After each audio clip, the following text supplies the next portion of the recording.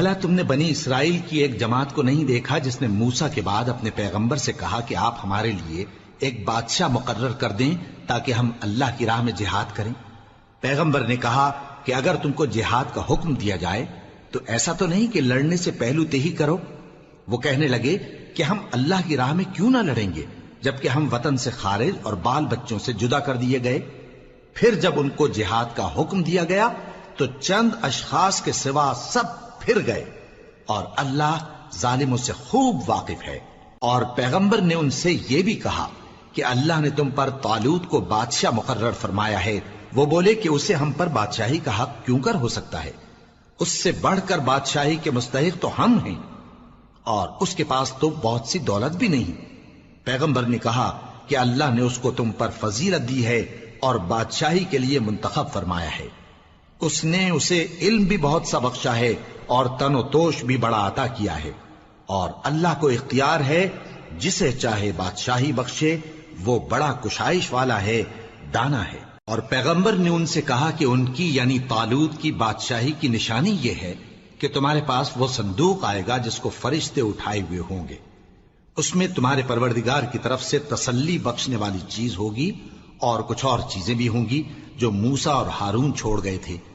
اگر تم ایمان رکھتے ہو تو یہ تمہارے لیے ایک بڑی نشانی ہے۔ غرض جب طالوت فوجیں لے کر روانہ ہوا تو اس نے ان سے کہا کہ اللہ ایک نہر سے تمہاری آزمائش کرنے والا ہے، جو شخص اس میں سے پانی پی لے گا اس کی نسبت تصور کیا جائے گا کہ وہ میرا نہیں، اور جو نہ پیے گا وہ سمجھا جائے گا کہ میرا ہے۔ ہاں اگر کوئی ہاتھ سے چلو بھر پانی لے لے تو خیر۔ جب وہ لوگ نہر پر پہنچے تو چند آدمیوں کے سوا سب نے پانی پی لیا۔ پھر جب طالوت اور مومن لوگ جو اس کے ساتھ تھے نہر کے پار ہو گئے تو کہنے لگے کہ آج ہم میں جالوت اور اس کے لشکر سے مقابلہ کرنے کی طاقت نہیں۔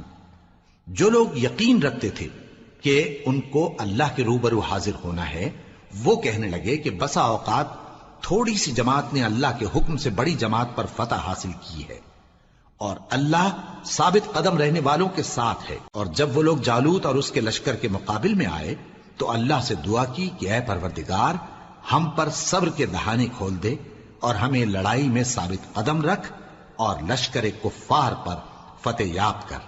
تو طالوت کی فوج نے اللہ کے حکم سے ان کو شکست دے دی، اور داؤد نے جالوت کو قتل کر ڈالا، اور اللہ نے ان کو بادشاہی اور دانائی بخشی اور جو کچھ چاہا سکھایا۔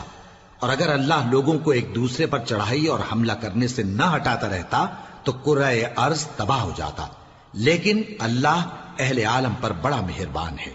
یہ اللہ کی آیتیں ہیں جو ہم تم کو سچائی کے ساتھ پڑھ کر سناتے ہیں، اور اے محمد صلی اللہ علیہ وآلہ وسلم، تم بلا شبہ پیغمبروں میں سے ہو۔